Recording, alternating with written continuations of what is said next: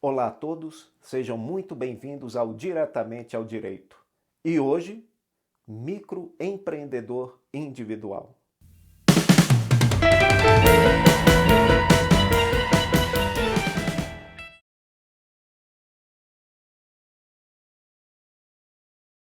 No encontro de hoje, vamos estudar a legislação relativa ao microempreendedor individual. Quais as razões que motivaram a criação, a instituição de um regime diferenciado para essa categoria de empreendedor? E com base nessa legislação, nós vamos verificar como o microempreendedor consegue cumprir as suas obrigações, tanto as obrigações tributárias, quanto também as obrigações relativas à formalização, para que não corra o risco de ser desenquadrado e perca os benefícios relativos a esse regime diferenciado. Mas para que nós consigamos compreender adequadamente as razões de um regime diferenciado, é vital que conheçamos efetivamente o motivo da instituição de um regime diferenciado. E aí, com base nisso, é mais fácil compreender a legislação relativa a esse tema. Então, o microempreendedor individual, ele foi concebido com dois objetivos principais. Primeiro deles, a formalização do empreendimento. Como vocês sabem, formalizar uma empresa, uma pessoa jurídica no Brasil não é fácil. Além de ser extremamente burocrático, também é oneroso. Em função disso, visa-se um regime mais simplificado, menos burocrata. E o segundo e talvez principal objetivo, a inclusão social e previdenciária dessa categoria de empreendedor. Porque grande parte dos trabalhadores que exerciam atividade, assumiam risco da atividade, como feirantes, ambulantes, marceneiros, eletricistas, autônomos, que muitas vezes não tinham a capacidade de renda para ser incluído na Previdência, porque tem que pagar a conta mensalmente, ficavam alijados do regime geral de Previdência Social. E aí, com a criação do microempreendedorismo, do microempreendedor individual, visa-se facilitar, por meio da redução dos encargos, que essa categoria possa efetivamente estar incluída no sistema previdenciário do Brasil. Com base nesses objetivos, foi então concebida inicialmente a Lei Complementar número 123 de 2006, que criou o Simples Nacional. É um regime simplificado e favorecido para a microempresa e empresa de pequeno porte. No entanto, esse Simples Nacional foi uma evolução do anteriormente criado Simples Federal, que foi a Lei 9.317. Como o nome informa, só previa a inclusão dos tributos da União. Após a reforma constitucional, houve a possibilidade de ser incluído no regime simplificado o tributo estadual, que no caso é o ICMS, e o tributo municipal, no caso o ISS. Passaram então a estar incluídos no Simples. Com base nessa modificação constitucional é que foi criada a Lei Complementar número 123 em 2006. Inicialmente, essa lei não previa a figura do microempreendedor individual. O microempreendedor só foi concebido em 2008 por meio da Lei Complementar 128. E essa inclusão no regime do Simples possibilitou, né, a desburocratização, principalmente da formalização desse empreendedor. Outra vantagem que está incluída na legislação, a simplificação tanto das obrigações tributárias, obrigações previdenciárias, cumprimento de obrigações acessórias, como também as relativas à inscrição desse empreendedor. E por fim, logicamente, como incentivo, como uma possibilidade de inserção no regime previdenciário, houve a necessidade de reduzir o valor relativo à contribuição mensal. Então temos uma redução de encargos. tanto em cargos tributários, que vamos analisar, como também em cargos não tributários, como as despesas, as custas, as taxas relativas à criação, à formalização de uma pessoa jurídica. Então, com base nesses dispositivos, é que houve a concepção, formalizou-se essa concepção na Lei Complementar número 128. Quem é o microempreendedor individual? Esse regime foi concebido para o empresário individual e o empreendedor rural. Como o empresário individual e o empreendedor rural, eles assumem o risco da atividade, nessa relação com terceiros, o microempreendedor ele não vai ter relação de subordinação, relação de vínculo de habitualidade, porque senão configura relação de emprego, o vínculo trabalhista. Então, o microempreendedor, e bem como seja o empresário individual ou o empreendedor rural, ele assume o risco da sua atividade. Não divide esse risco com ninguém. E não há sócios. Porque se houver a sociedade, ele não pode se enquadrar como empresário individual, logicamente não é um microempreendedor, e aí vai ter que formalizar a sua pessoa jurídica, né, com a composição com o quadro societário correspondente.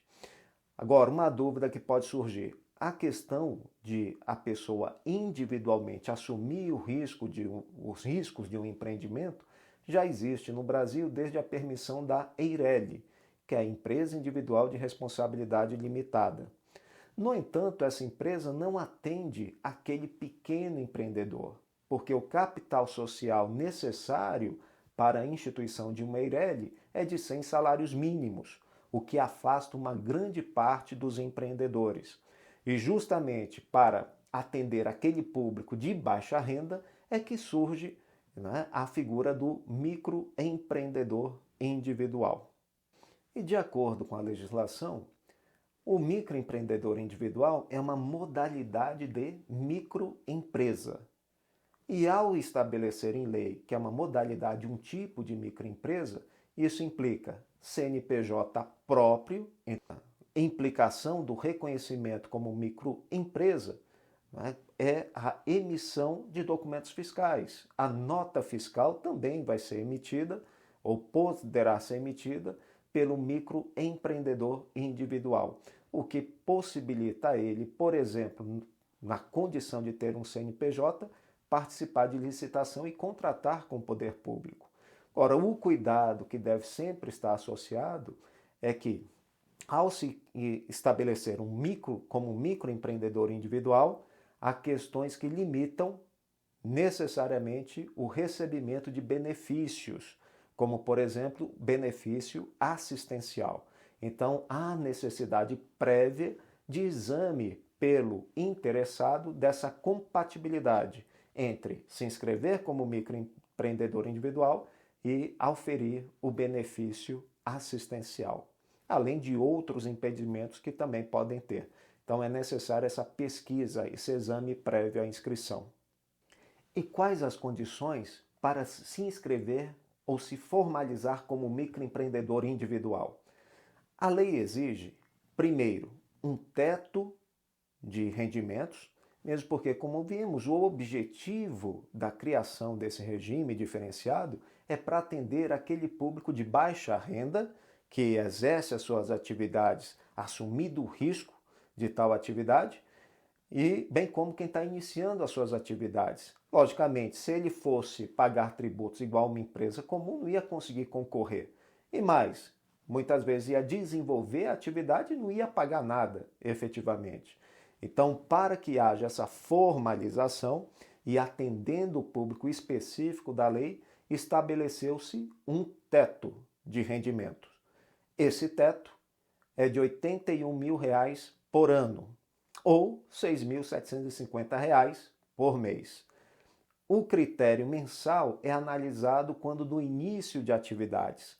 Então, por exemplo, quando o microempreendedor vai se formalizar e inicia atividades, por exemplo, no mês de outubro ou novembro, nesse mês ele tem que ter o rendimento de R$ 6.750, sob pena de perder o enquadramento ou não poder se inscrever como microempreendedor. E o critério anual é analisado para quem inicia as atividades no início do ano, no mês de janeiro, ou para quem já estava inscrito como microempreendedor individual e fez novamente a opção no mês de janeiro do ano. E aí o critério a ser analisado se ele pode continuar como microempreendedor individual é a receita bruta do ano anterior. Além do teto de receita, segunda condição para se inscrever como microempreendedor e ter o regime diferenciado é estar no Simples Nacional. Então é como se a lei estabelecesse duas opções. A pessoa vai aderir ao Simples Nacional e uma vez aderindo ao Simples, ele faz uma segunda opção que é o Sistema Especial de Recolhimento em Valor Mensal, que é o sistema para o microempreendedor individual que vamos analisar, o denominado CIMEI. Então se faz a opção pelo Simples Nacional e já na formalização abre-se uma nova opção de se inscrever como microempreendedor individual. E a terceira condição é não se encontrar em uma das condições de impedimento, uma atividade que não permita se inscrever como microempreendedor individual. Por exemplo, que vamos analisar logo em seguida, é a questão do exercício de algumas atividades profissionais. Exemplo, atividade com profissão regulamentada em lei, em regra, não pode aderir como microempreendedor individual. Como exemplo, médico, odontólogo, advogado. Então, há restrições para essas profissões que já têm a regulamentação em lei, a possibilidade de aderir ao sistema de recolhimento diferenciado do microempreendedor individual. Como vimos, uma das condições para aderir, se formalizar como microempreendedor individual, é realizar a opção. E em que momento é feita tal opção? Essa opção é feita no mês de janeiro de cada ano ou, no caso de início da atividade, quando esta é realizada. Então, o microempreendedor ele vai se inscrever, ele formaliza a sua opção a esse regime diferenciado e o detalhe, uma vez realizada esta opção, ela é irretratável para todo o ano calendário. Caso o microempreendedor se arrependa, por exemplo, só pode exercer a mudança de regime no ano seguinte. Mas, em regra, o regime é bem favorecido para o microempreendedor individual. Ele fica, que nós vamos ver em função dos valores relativos à contribuição, ele fica naquele ano que ele exercer e muitas vezes repete. Havendo a possibilidade dentro do limite do teto, ele repete a opção. Ele vai aderir a cada ano renovando o sistema diferenciado de recolhimento. E uma dúvida comum, como se formaliza o microempreendedor individual? Essa formalização se dá no Portal do Empreendedor, no site da Receita Federal do Brasil. Não basta você digitar no programa de busca Portal do Empreendedor Receita Federal, que o site já vai estar disponível e nesse site você vai ter diversas informações e a possibilidade de aderir ao regime diferenciado de uma forma simplificada. Ainda relativa à opção, o microempreendedor ou quem deseja se formalizar como microempreendedor individual tem que ficar atento às vedações, aos impedimentos estabelecidos na legislação.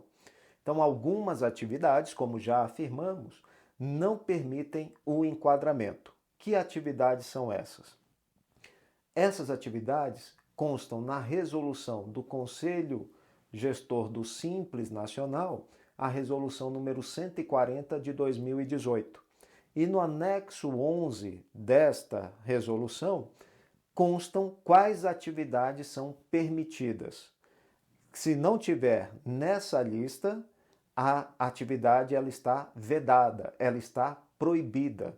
A pessoa não vai conseguir aderir ao microempreendedor individual. Muitas vezes ela pode recolher os tributos no Simples Nacional, Mas, como microempreendedor individual, não vai haver essa possibilidade. Então, antes da inscrição, é necessário realizar a consulta para verificar se está permitido ou não a adesão. Não estando nas atividades vedadas, proibidas, a pessoa, logicamente, vai conseguir realizar a atividade ou a inscrição como microempreendedor individual. Quem está nessa condição, por exemplo, motorista de aplicativo, o bike boy, motoboy, desde que realizem a atividade de forma independente, sem vínculo de emprego.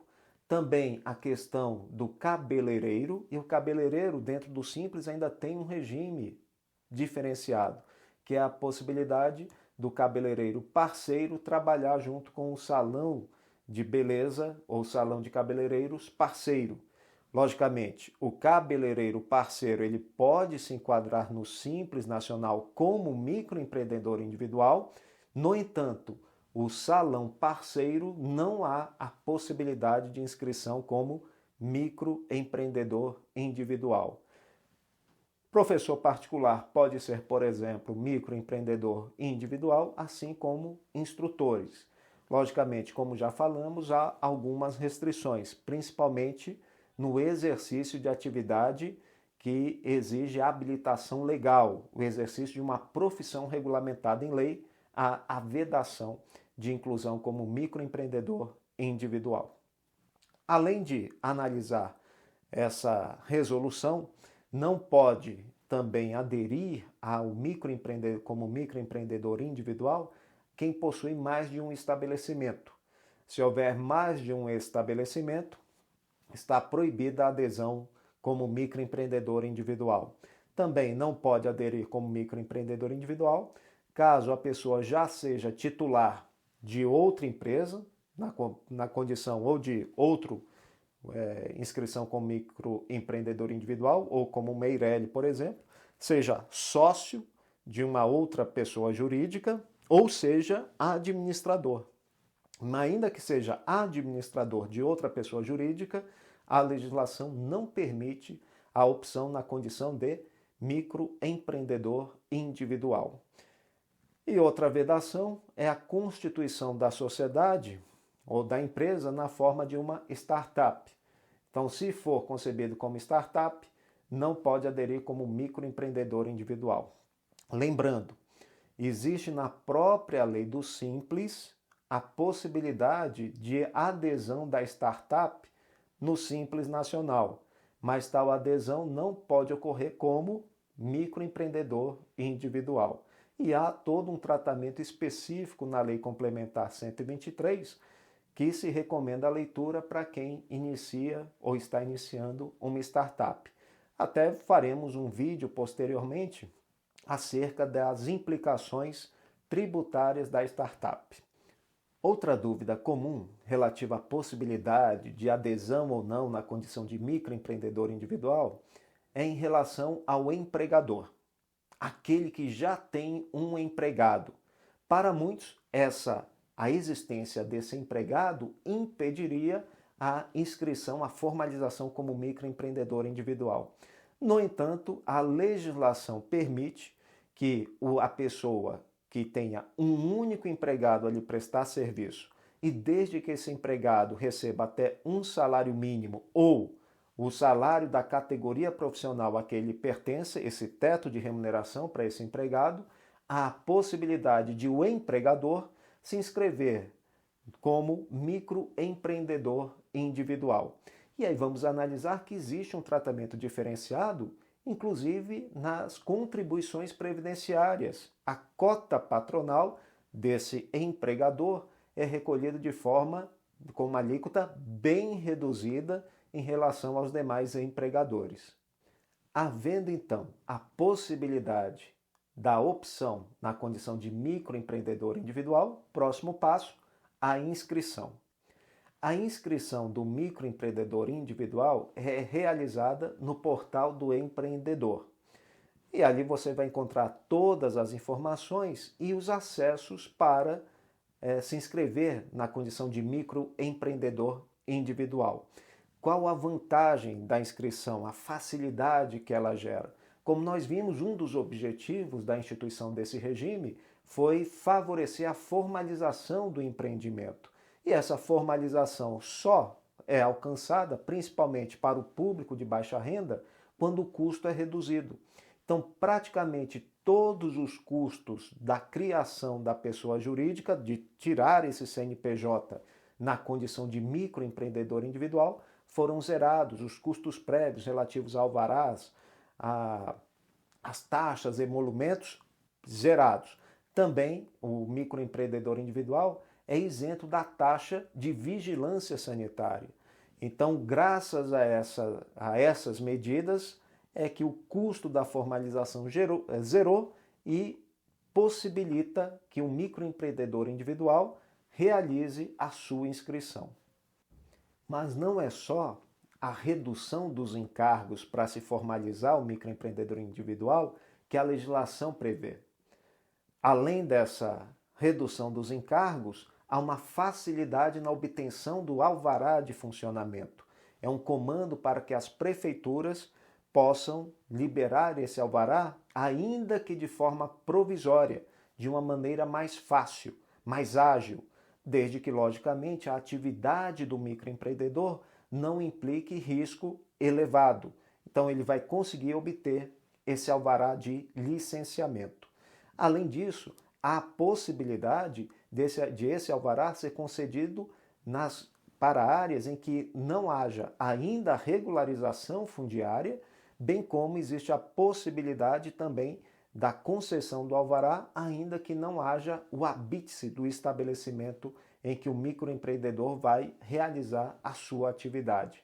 Então, graças a essas medidas, é que existe uma agilidade na obtenção da inscrição e uma agilidade para que o empreendedor ele possa iniciar mais rapidamente as suas atividades. Ainda relacionada à inscrição do microempreendedor individual, outra vantagem é a possibilidade de ele estabelecer, de ele utilizar a sua residência como local da sede do estabelecimento, desde que não haja exigência na lei específica de um local próprio para o exercício da atividade empresarial. E também desde que não haja uma grande circulação de pessoas no estabelecimento ou no local residencial. Neste vídeo, analisamos as razões de se estabelecer um regime diferenciado para o microempreendedor individual e focamos na formalização dessa condição, a realização dessa opção e da consequente inscrição. No próximo encontro, nós vamos analisar unicamente as questões tributárias. Quais são os tributos devidos pelo microempreendedor individual e, principalmente, o que ele deve fazer para conseguir cumprir adequadamente o que está previsto em lei. Agradeço imensamente a atenção de cada um de vocês e até nosso próximo encontro. Lembrando, quem ainda não se inscreveu, inscreva-se no nosso canal Diretamente ao Direito, marque o sininho para ser notificado dos vídeos que formos postando ao longo do tempo e dê o like se gostou. Se tem alguma restrição, alguma crítica, pode também inserir nos comentários que serão bem-vindos e bem analisados. Até nosso próximo encontro.